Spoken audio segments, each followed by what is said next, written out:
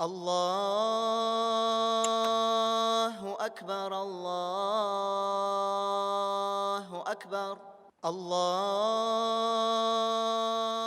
أكبر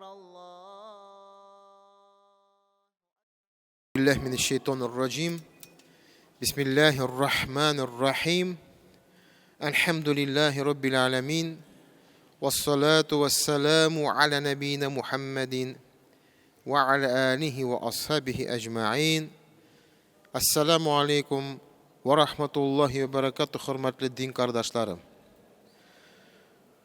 Allah'ın rahmeti bilen tağın bir gün izgi Ramazan ayının 5. günü ötüp gitti cemaat. Kişe güne biz şulay kışıraşkan şokta mine bit göz aldında bir gün ötüp gitti deyip söyleşken idik. Hem vakitnin kaderin bilü turunda bir-birimizge esке düşürgen idik. Şınnapta vakitnin tiz ötüwe eybit, ötüp gitüwe. Ул bizning qo'limizda tugil. Шуңа күрә, әгәр дә син иман китергәнсең икән, Аллаһка иман китергәнсең икән, әлбәттә, син хәтта Аллаһның рәхмәтен һәм безнең, ягъни синең, ягъни минем, ягъни безнең зәгыйфлеген әлбәттә без таныйбыз. Чөнки без вакытка хуҗа түгел. Мы не хозяева времени. Мы не хозяева времени. Вот что показывает нам Всевышний Аллах Субхану ва Тааля. Показывает, когда мы хотим спать и не можем бороться со сном. Мы можем кофе попить. Спортсмен может зарядку сделать. Это надолго не хватит. Ул үз хәтта тәненә хуҗа түгел. Тәненә хуҗа түгел. Юк әле. Мин мәшгуль булырга телим. Минем эшем күп. Йокларга вакыт юк дип әйтсә дә, ул үзе белән бер нәрсә эшә алмый. Ул мәҗбүр. Ул ял итәргә тиеш. Вот насколько мы нуждаемся в Аллахе.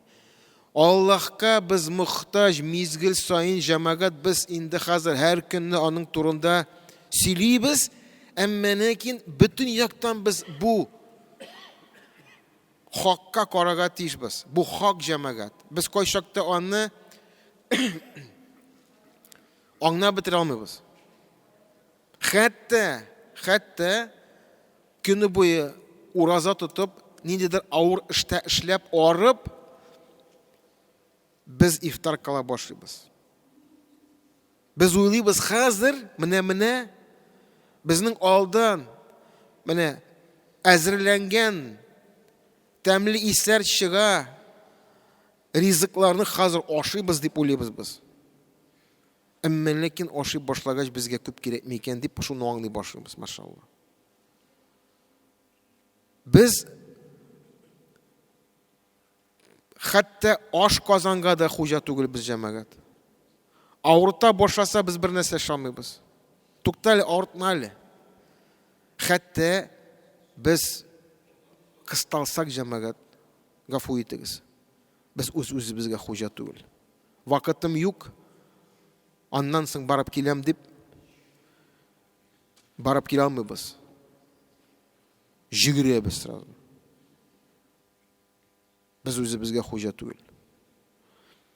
Shunga ko'ra men endi akrin shulay silim jamoat, men qorayman mana sizga kimdir kelib o'tira, kimdir darsga deb mana shulay tagi o'z ishlarini bitirib bizga qatnasha, bizning bilan qatnasha boshlaydi. Shunga ko'ra men shulay so'zam, ni ishon jamoat, chunki bizning tema biz duo turunda сөйлей башлаған. Һәм ни хәтле дуга темасына керәбез, шул хәтле айтам бит тирән керәбез без. Сколько бы мы ни говорили про тему дуа, мы будем все глубже и глубже погружаться, понимая, что мы недостаточно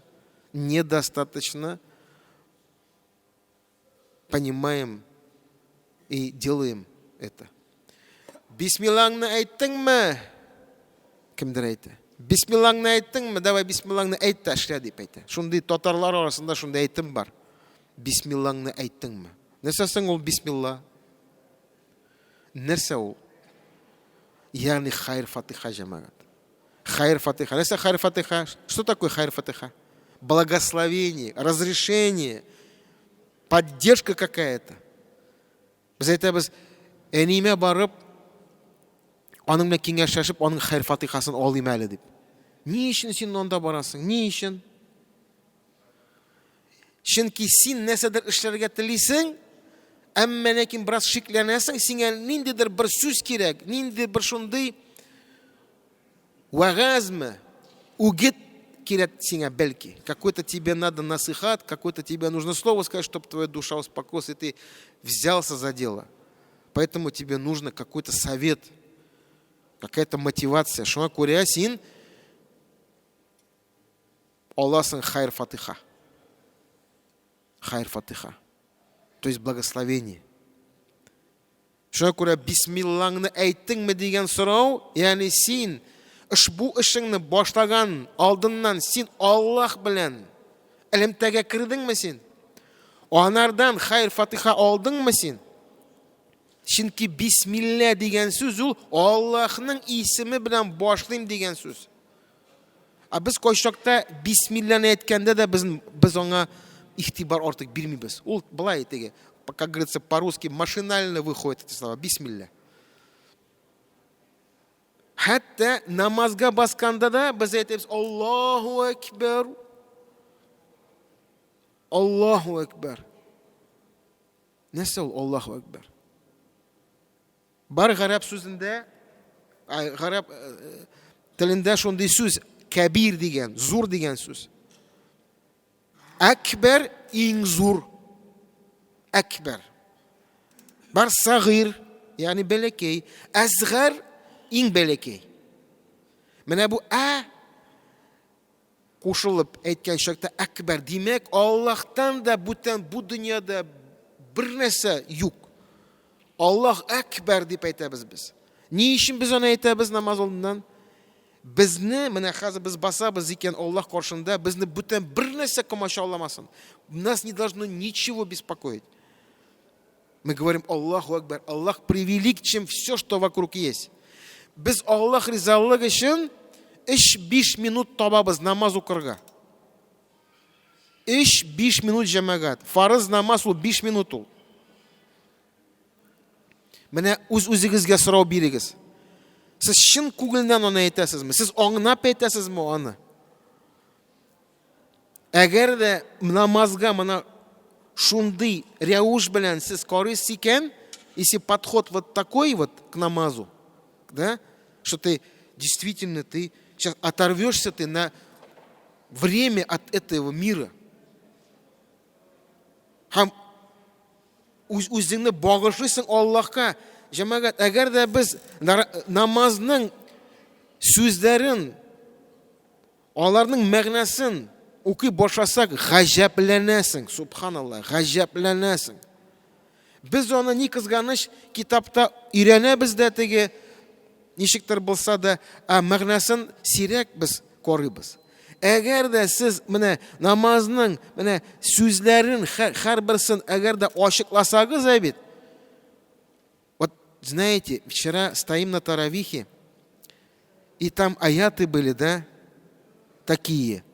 Вообще, знаете, что такое таравих? Что такое таравих? Таравих — это сериал. Это сериал. Әгәр дә, если ты будешь понимать арабский язык, ты не сможешь с намаза выйти даже. Шухатлы кызык беләсезме, нәрсә турында Аллаһ Тәгалә сөйли безгә? Нәрсә ул аңлата? Кайда туктата безне? Кайдыр безне кисәтә? Так, ну-ка, былай эшләмә дип. Тарих анда килә. Муса алейхиссалам китеп бара үз кавымы белән. Уйлап карагыз, менә хәзер без менә бер ярты сәгатьтән Халил Хазрат біз басамын да әйтә, Аллаху Акбар.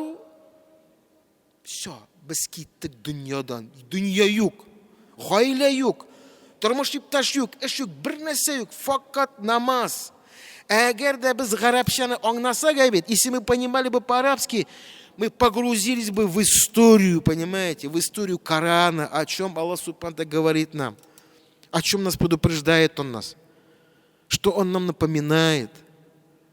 Это просто чудесно, вот это, знаете, я говорю, я вот сам, да, не идеально арабский язык знаю, к сожалению, а хотелось бы очень.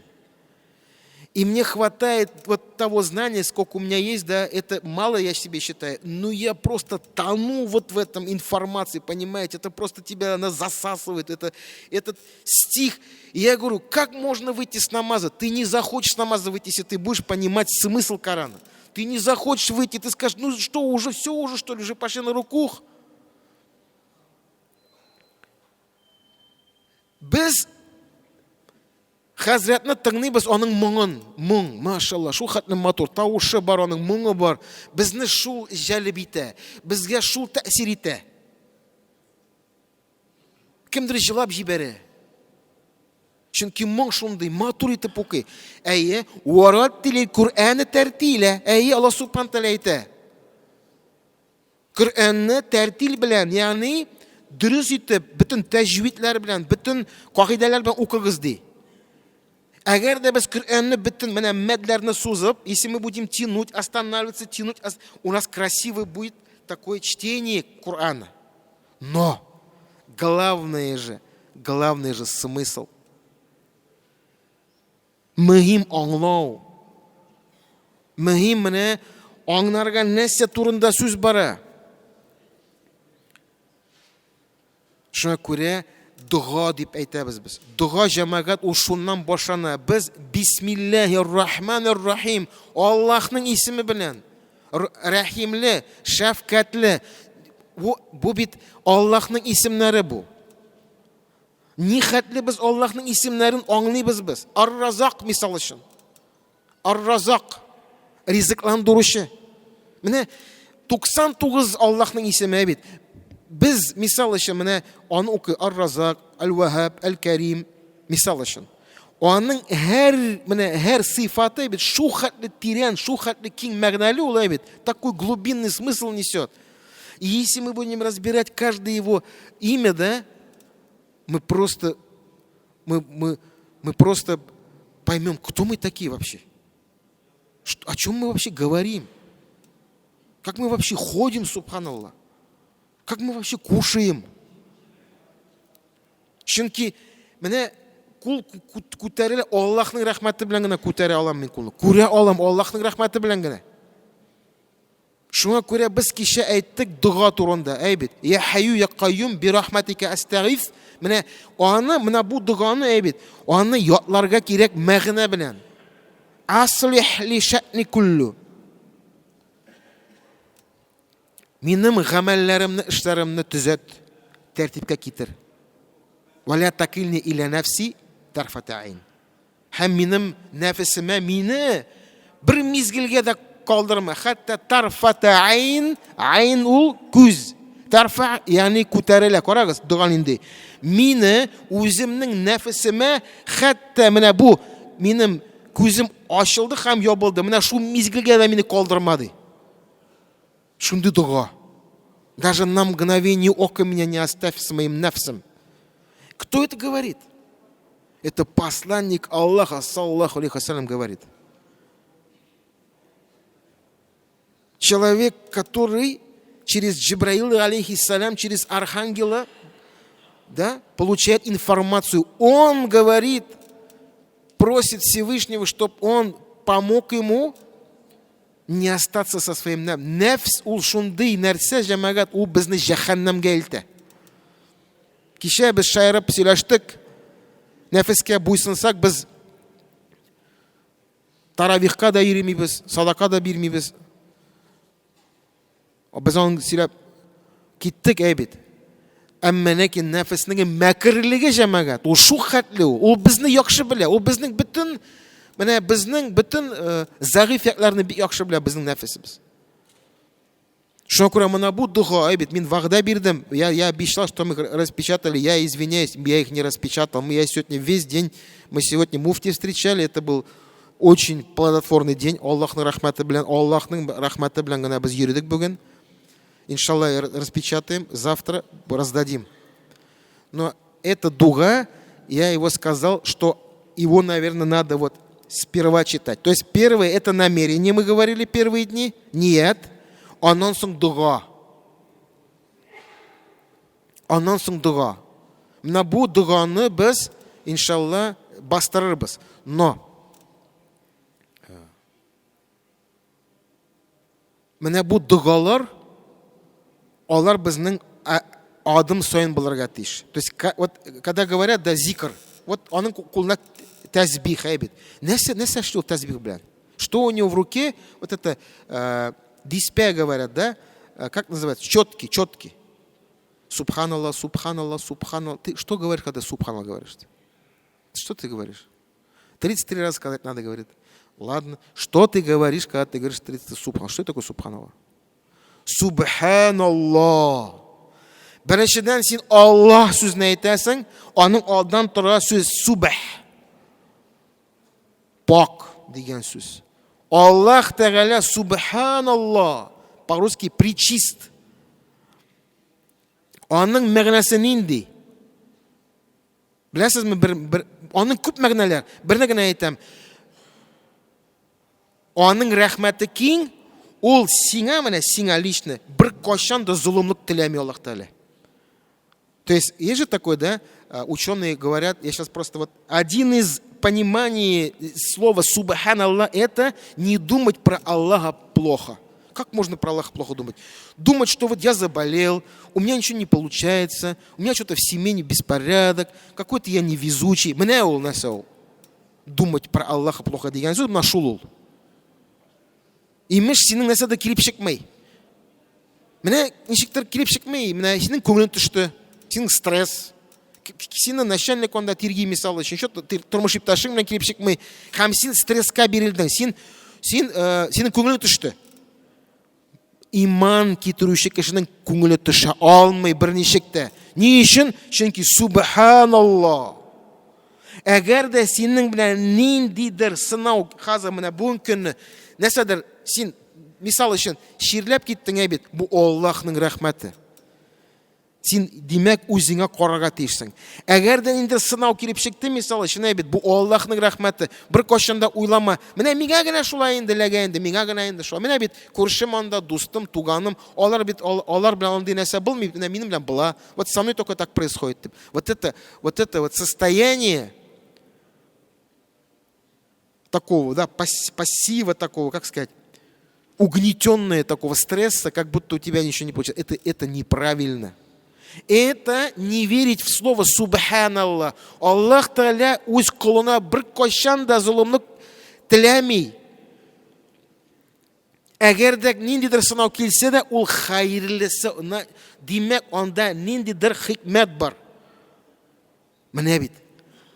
Әле мин сезгә сөйлим 8% кына. Мин хәсили башласам җәмәгать безгә төнгелеккә хәтле җитә, ул бер сүзне сөйләргә. Субханаллах, нәрсә аның мәгънәсе нинди? Нельзя расстраиваться или разочаровываться в милости Аллаха. Ни в коем случае никак нельзя. Никак нельзя. Это что-то происходящее с тобой, что тебе не нравится. Это благо для тебя. Все, 100%. Менә иман китерү нәрсә, менә ул нәрсә дуга.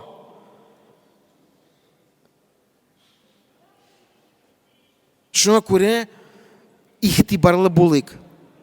Дугалар белән, әйткән сүзләребез белән, зарлану белән, ла ин шакартум ли азиданнакум. Кем миңа шөкер итсә, мин аңа артырып кайтарам. Шуңа күрә ничек синең зарлануга тел әйләнә. Бер мәнне, бер 10 ел элек, менә шунда бер 3-4 ряд бабайлар утыра. Менә хәзер алар юк. Аллаһ Тәгалә алардан разы булсын, безнең бабайларыбыз, наши бабаи, вот здесь вот, их много было раньше. И я сейчас имя не назову, потому что он застесняется. Бір бабай келіп айтайды, не сіз зорланып отырасыз мұнда сіз? Аллахқа шүкір етеді. Не үшін шылай айтайды? Чөнки бірсі айтты, аяғым что-то сызлый, мында что-то кулбашы сызлый, дегілі. Отыралар, но они говорят, что им больно. Ол келейді, олға ваға сірейді. Нерсе сіз мұнда зорланып отырасыз? Аллахның рахматы білен мұнда келдіңіз. Аллахқа шүкір етіңіз. То есть зорлану, что это такое? Недовольство, что что-то с ним происходит. Амин бір бабайны білен, Аллах Тааля аның турында әйтергә була, ул вафат. Аның онкология нык булганы. Аңа врачлар әйтәләр иде. Әйдә сиңа менә бу дауаны бирәбез, син менә шул авыртуны сизмисең ди. То есть наркотик тебе дадим, ты не будет больно тебе. Он говорит, не надо, говорит мне. Мин түзәм ди. Машалла. Менә бу Аллахтан килде ди. Мин аны кичерергә тиешмен ди. Я должен это перенести ди. Машалла. Рауф бабай ул. Абдурауф хәзрәт Тубаның имамы. Аллаһ Тааладан разый булсын. Ул вафат булды ул.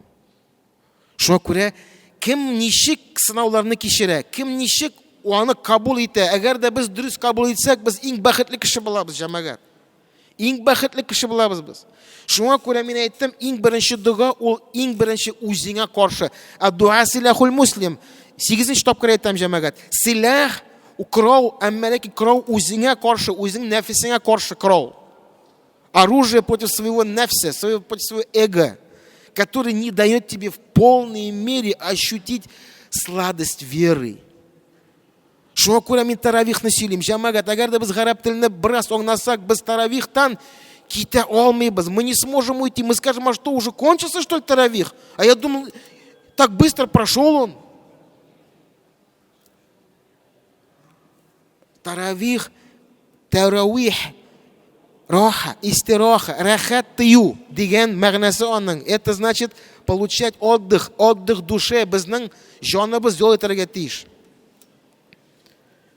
Шуңа күрә башлыйбыз нияттән. Дәвам итәбез дугадан. Дуга белән дәвам итәбез, җәмәгать. Һәм дуганың мәгънәсен аңлыйбыз.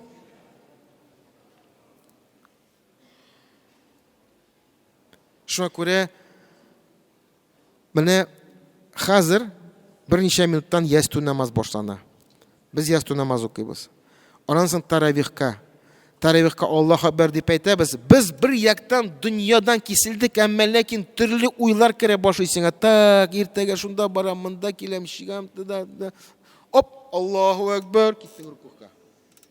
Машалла. Син уйлыйсың, син шулай намаз укырга тиешсең дип. Юк, җәмәгать, олай намаз укылмый. Әгәр дә сиңа вакыт җитми бераз бер үзеңдән бер утырып торырга, если тебе не хватает времени побыть самим собой, найди это время. Но намаз это не время побыть самим собой. Это не время в тишине или под чтение Корана подумать, как завтра день построю я свой. Это не так. Это время понять, что ты перед Аллахом стоишь. Что все, вот ты не было тебя, вот мен гилейтем менә мисал өчен исем кушарга киләләр әбит.